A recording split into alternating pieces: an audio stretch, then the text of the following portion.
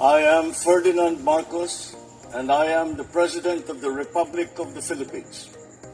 I stand today on behalf of 110 million Filipinos.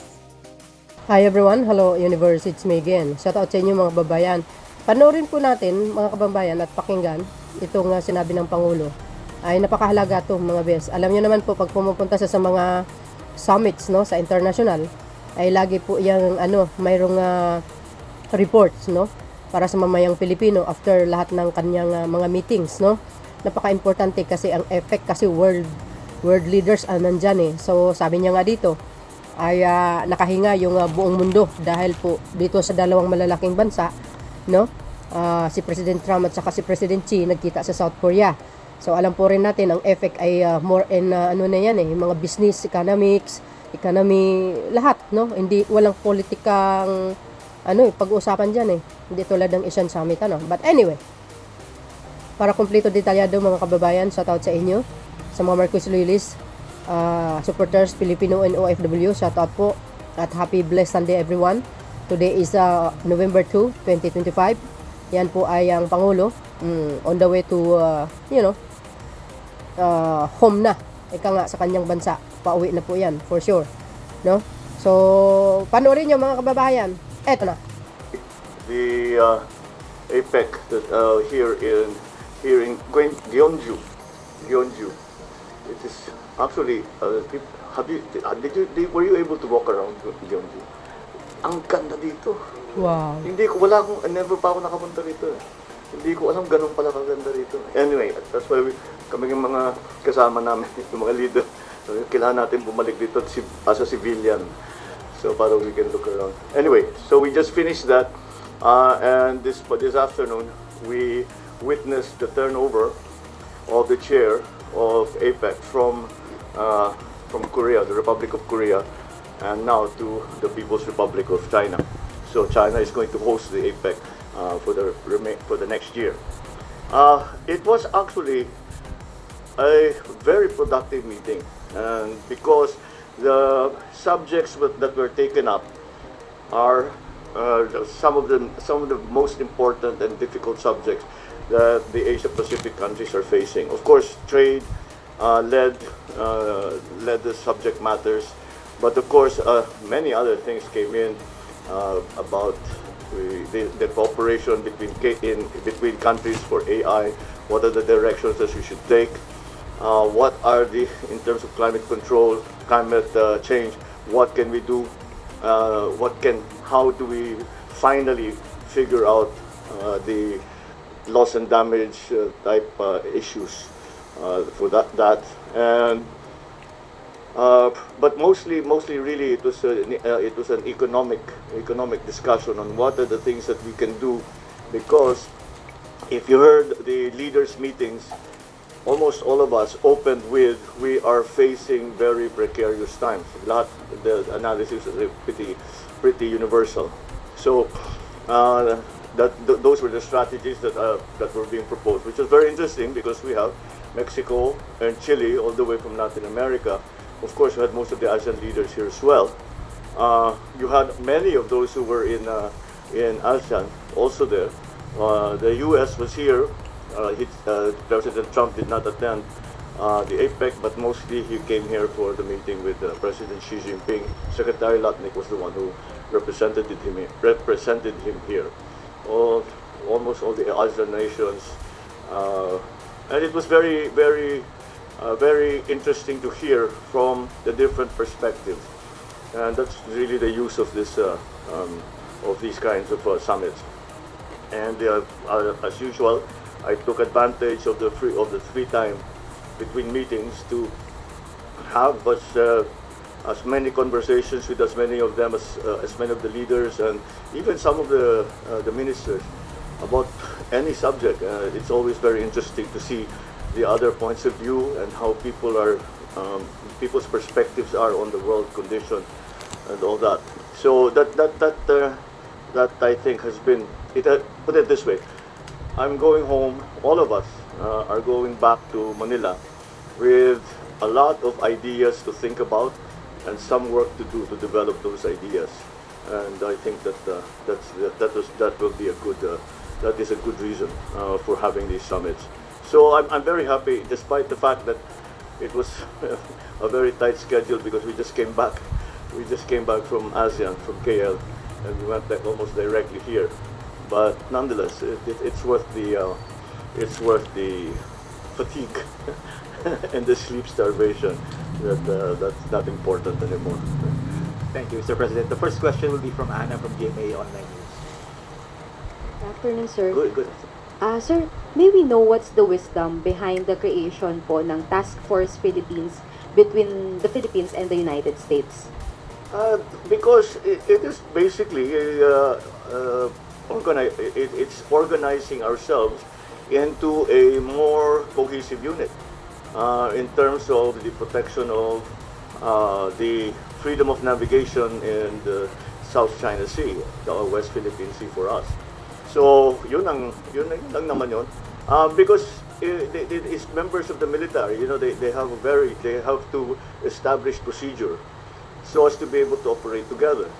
And iba yung participants ngayon. Iba yung vessels na pinadala ng Amerika, iba yung gagamitin ng Navy natin. So we have to put together a new structure to make maximum use of the time that we are doing these exercises. Sir, quick follow-up lang po. How will this new task force be different sa iba pa po nating partnership with the US? And do you see this as a mechanism that will ease the tension and aggressive actions of China in the West Philippine Sea? Well, at the very least, what is the difference is because the vessels are different. So, may carrier group, merong tayo rin, meron sila so we have to work. We have to learn how to work with a different set of parameters, military parameters, and that was the basic difference. It will not lower. It will not. It will. I hope it will lower the tensions in West Philippine Sea. It will certainly not heighten them because it's not something new. Wala namang bagong ginagawa. Nagkaka-heightening lang of tension kapag may sumubok ng bago.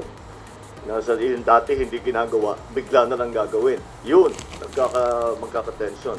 And that's not what's going to happen here. Thank you. Thank you, Mr. President. The next question from Daryl CR from PNA. Good evening, sir. Sir, Hi. could you share lang po the key outcomes of your bilateral meeting with South Korean President Lee Jae-myung?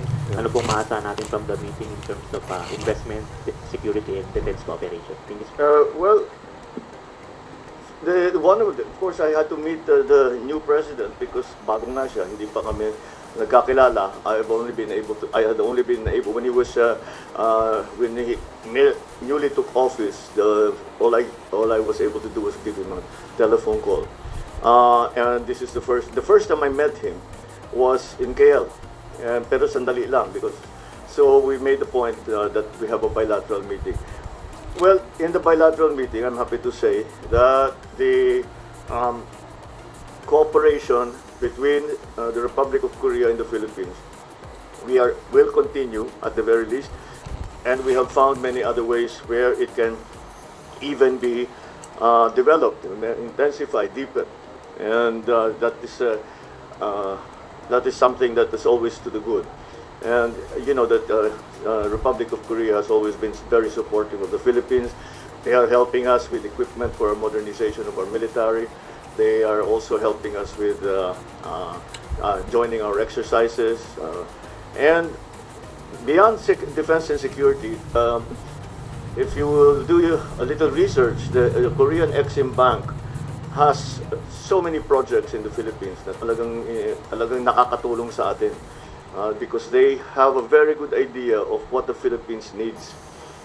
Hindi lang sinasabi, some institutions will say, we will finance you only if you do this. Kung yung if only you do this is hindi naman bagay sa atin, hindi natin sila, they are very knowledgeable about the issues that we have to face in terms of infrastructure development, in terms of digitalization, in terms of all of those manufacturing. And so that, again, is what we discussed. And I said, I hope it continues because maganda naman yung ating partnership. hindi nagkakagulo, maayos ang trabaho. You are hiring very many people. You are transferring the newest technology to us. So that is all again to the advantage of both Korea and the Philippines. So maganda talagang usapan namin, and it turns out that his niece is married to a Filipino. Yeah, we have a special connection. So I invited him, of course, to the Philippines, and I hope he will be able to come. Ay, wow.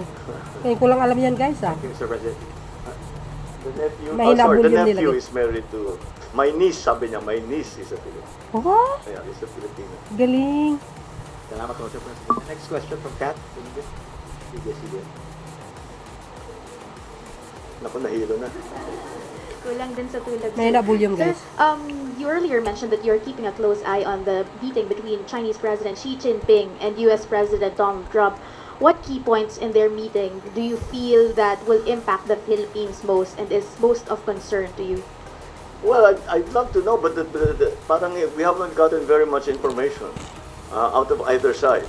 Either the American side or the... Meron ba kayo, anong balita ninyo? I'll ask you. Baka kasi you monitor the news. Ano bang nangyari sa meeting nila? Does that count as my follow-up question na? Kaya hindi na... Yeah. Sir, basically... lahat nung nakikichismis ako, lahat ng mga leaders. May alam ka ba? May alam. Anong nabalitaan mo? And it so happened, during the round table, ang katabi ko, si Secretary Lacnick. Kami ang dalawa. So I kept pushing him. I said, can you share some? Yeah, but I was very... Marites si Pangulo, guys. Hindi, joke lang. Hindi, importante kasi yun. About Malaman. it. So, it's very hard.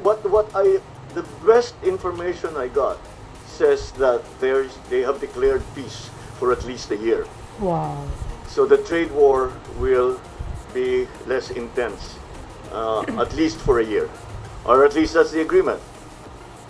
And pag nung sinasabi sa amin yun, well, for ang usapan nila for a year, we hope it lasts a year.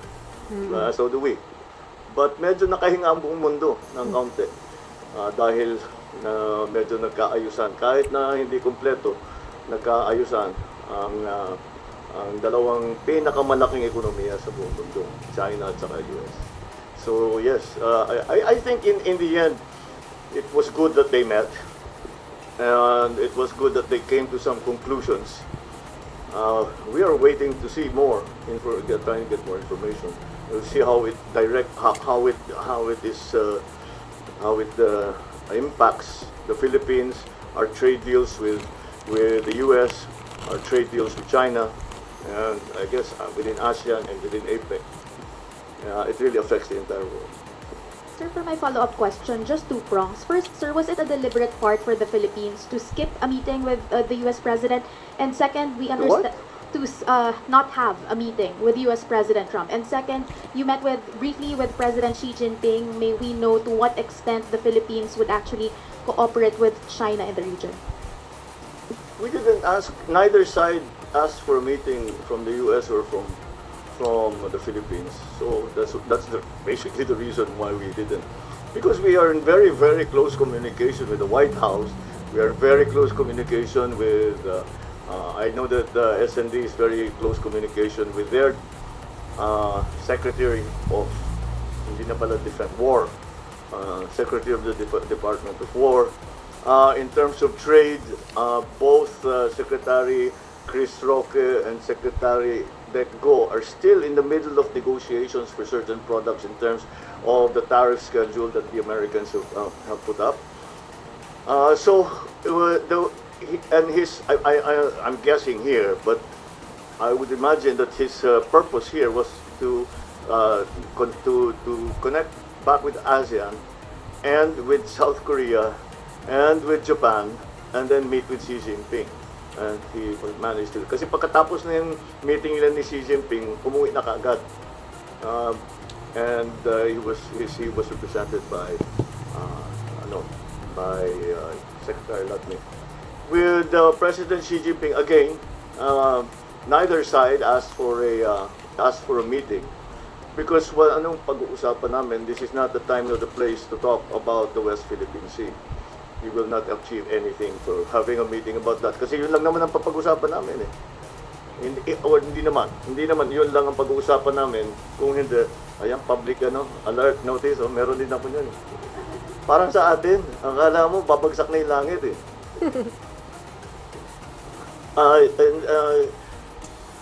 Again, this is not that this is APEC. It's an economic meeting. We don't really talk about such issues. In ASEAN, pwede pa these political issues. That's why I always bring it up. But I didn't. The only time I was able to speak to President Xi Jinping was in our last leaders retreat meeting. And the reason why, ang hirap lapitan talaga. Meron kaming holding room. But every time he comes in, he's surrounded by security. So, ang hirap lapitan. Ayoko namang mamilit. Baka suntukin pa ako ng security guard niya. But when we came to the end, sabi ko, nakakahiya ito. Hindi pa ako pumapati. Di ba? Baka ako anong sabihin. Baka naman mag-offend. Sabi ko, so, Tama. pinilit ko makapunta sa kanya. And I said, congratulations on your assumption of the chair for the following APEC. And I hope to do good work together with you. That's it. Mabilisan lang eh. Mabilisan lang talaga. Yan ang Pangulo. Ang soberano po. Very humble. Good evening po, sir. Follow-up lang po sana sa short encounter niyo ni Chinese President Xi Jinping. Can you share ano po yung naging response niya sa quick conversation niyo? And was that gesture a part of your plan to invite him to the Philippines next year to discuss about disputes in the West Philippine Sea? Masyado kayong deep. It's just common courtesy. He was one of the few leaders that I make sure that I talk to everyone as much as possible. I always get something out of it. I think I'm getting a reputation because I pick everybody's brain. What do you think about this? What do you think about that? What are you going to do about this? What are you going to do about that? And I learn a lot. But in the case of President Xi, it was very quick lang. And yun nga sabi ko, matatapos na ito. He made already his final speech. Hindi ko pa nakamayan kahit minsan in the last 2 days. Baka naman sabihin ng mga Pilipino, hindi tayo marunong, di ba? So I made sure to be able to find, so habang nakaupo pa silang lahat, lumapit na ako. I shook his hand and the foreign minister, Wang Yi, who was sitting behind him, came and did some translation for us. Sabi ko lang sa kanya, congratulations. I hope we look forward to doing a lot of good work with you as APEC chair. And he said, thank you. That was it. There was really not very much to it more than that. Sir, on a different topic naman po, what is your reaction on a petition filed before the Supreme Court questioning the constitutionality of the ICI? The petitioner said there could be a conflict of interest since the ICI was created by the executive branch of the government. And the center of the investigation, which is the DPWH, is under the same branch of the government. It's not exactly a surprise. The ICI is an entirely new entity that didn't exist before, that we are only now completely defining. So there will be questions as to its legality, its constitutionality, and I know that somebody will raise. I don't know about the others, but I was sure somebody would have an idea that maybe it's unconstitutional or that it's unlawful. We'll just have to answer those allegations, and we'll see how the Supreme Court decides. So I haven't looked into it in any great detail as yet. Of course, I will do that when I get back. But it's not a surprise. Maybe there will be more.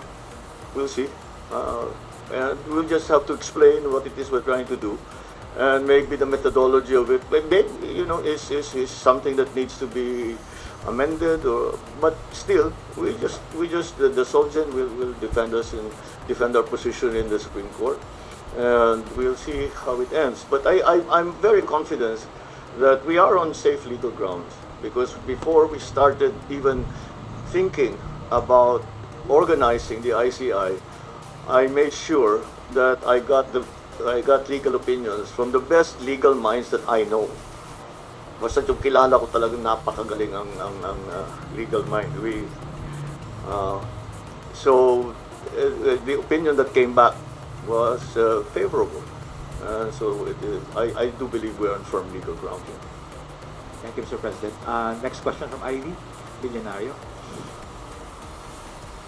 Good evening, Mr. President. Another large-scale protest is slated for November 30 on Bonifacio Day, with rights groups convening since October po.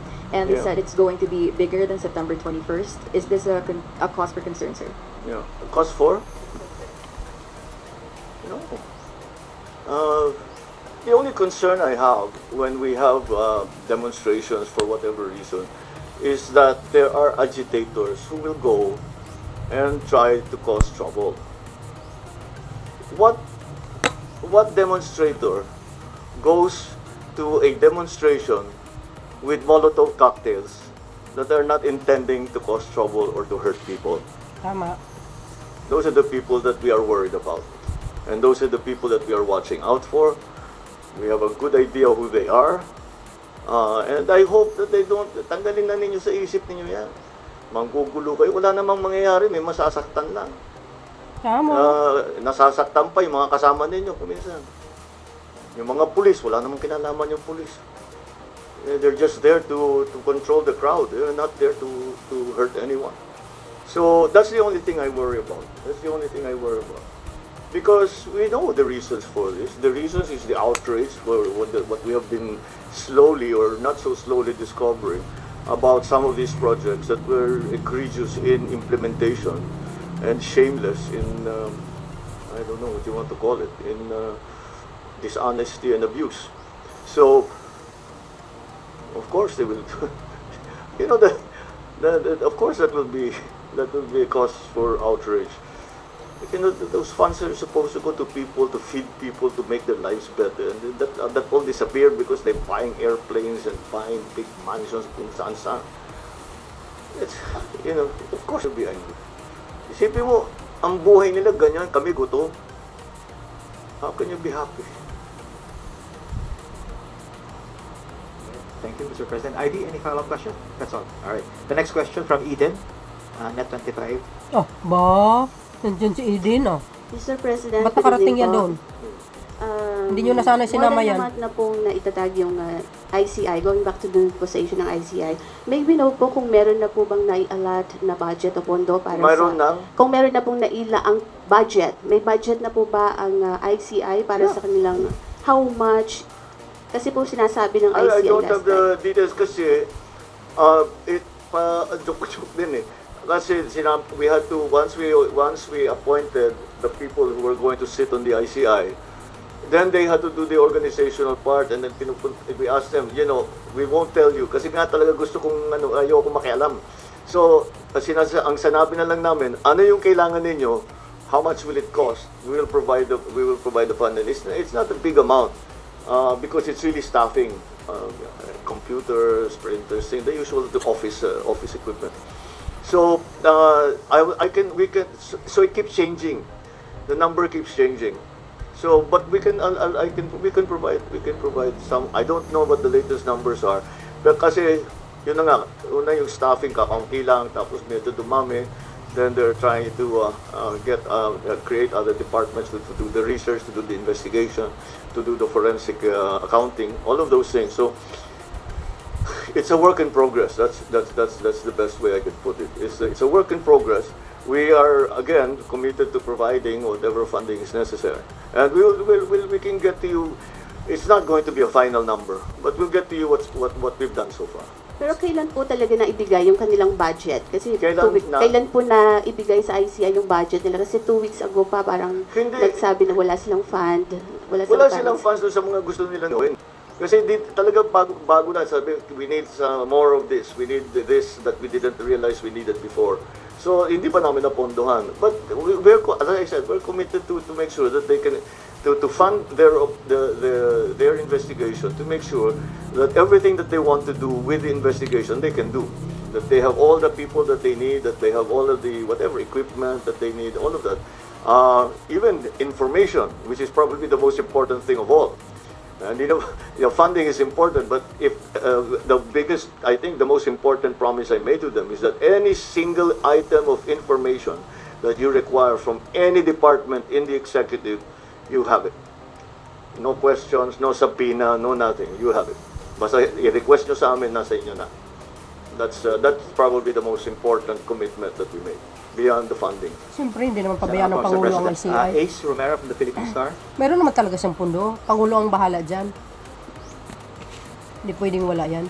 Mr. President, you ordered the reduction of construction costs of the PWH projects, even widened it to cover those of farm-to-market roads, irrigation, classrooms, and hospitals.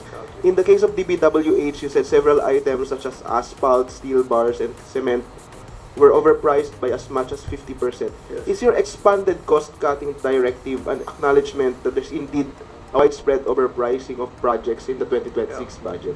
Well, that's exactly what we've done. You know how this came about. It's because I remember the costs, when I was governor in Ilocos Norte, the costs by administration, yung by administration ginagawa ng LGU, yung parehong school building, mas mura sa amin kaysa sa FDPWH. Yung kalsada, mas mura sa amin, so hindi ko namin maintindihan. Well, it's not, siyempre part of that's already corruption. Pero iba yung presyuhan minsan ng DPWH doon sa kung BP, you go to the hardware store and you buy the construction materials from the hardware store, it's cheaper than if DPWH charges it. Because also, it's not, corruption is part of it, but the other part of it is the tinatawag sa friction cost. The bureaucracy is so complex. Ang dami mong gagawin before you can get a permit. Ang dami mong gagawin bago ka makapag-procure. Kuminsan talagang i-red tape lang talaga. And that costs money. That costs money. So, because we are reducing that side of it, the red tape of it, anyway, sabi nga, we don't have to pay for that red tape anymore. So let's bring the prices down to something closer to market, to what anybody else can buy in the store.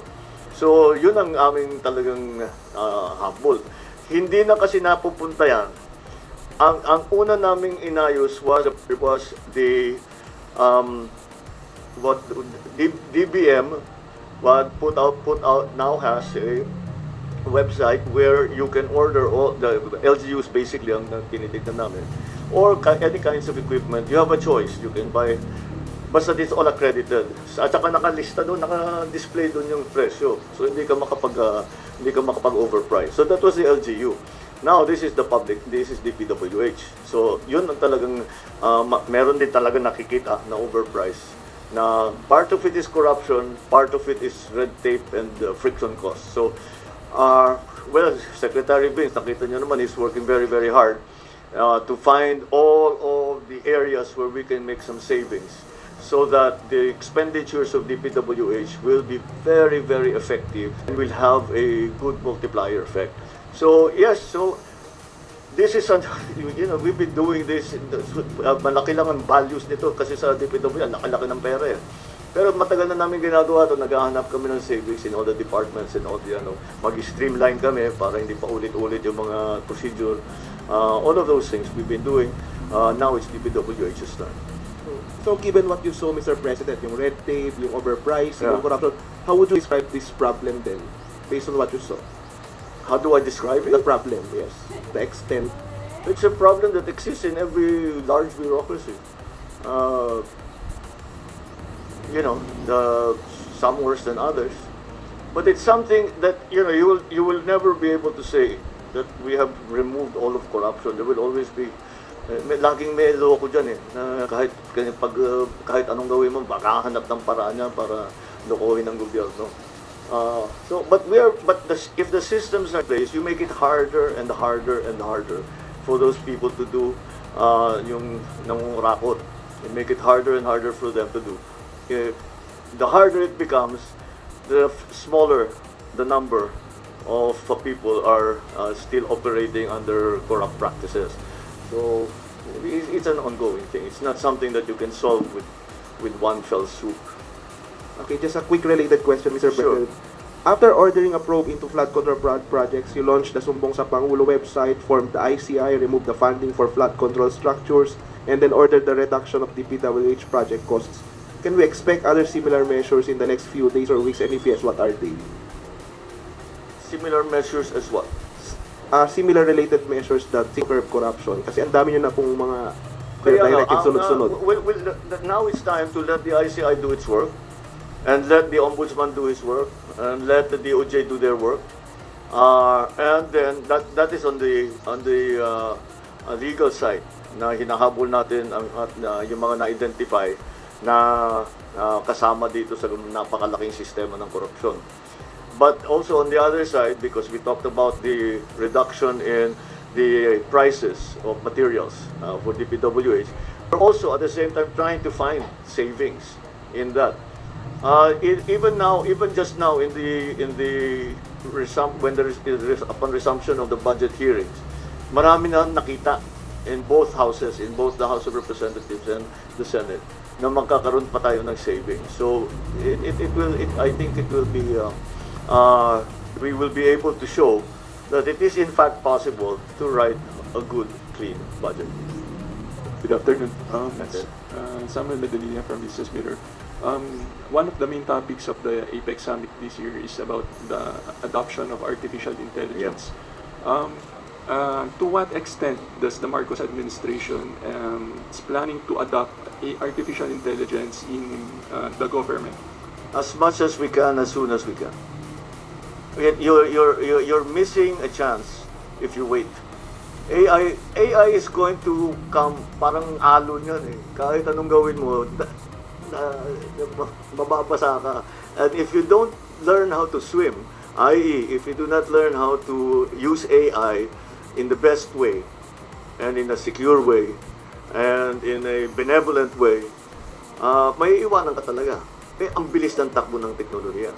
So, that is one of my big takeaways from the APEC, this APEC, was ang daming discussion on the sidelines about AI. And that's what anong ginagawa ninyo, anong plano ninyo, what are your capacities, what are your capabilities, saan kayo magaling, dito kami magaling, di magtulungan tayo, ganyan-ganyan, etc.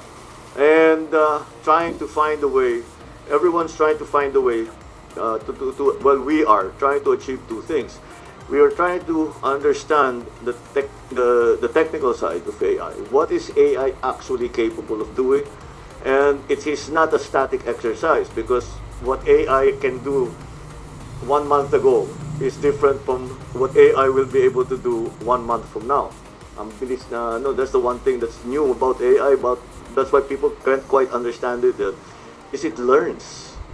So yung kausap, it's not paulit-ulit lang, on the same question paulit-ulit lang. It learns. It knows who, my AI knows who I am. I'm sure you use ChatGPT, kilala na kung sino ka. You know that you're a journalist, that we work for this, malalaman.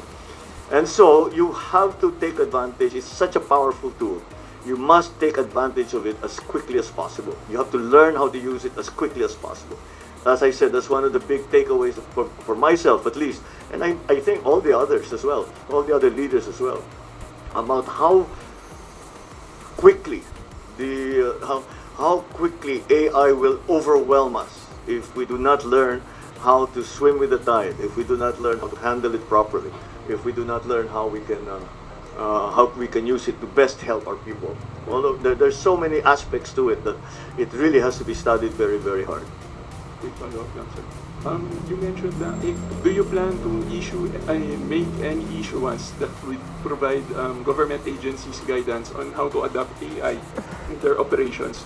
And if there, what agencies should be prioritized to adopt AI? It's not yet clear. What AI do you use for government? Diba? And I'm sure each department has a slightly different AI. And we have to learn, hindi pa natin alam eh. Kaya hindi ko pwedeng sabihin sa isang departamento, ito yung gagawin ninyo. Kasi mag-aaral pa tayo eh. We have to talk to the experts. We have not only Filipinos, we have to talk to everybody, the whole world.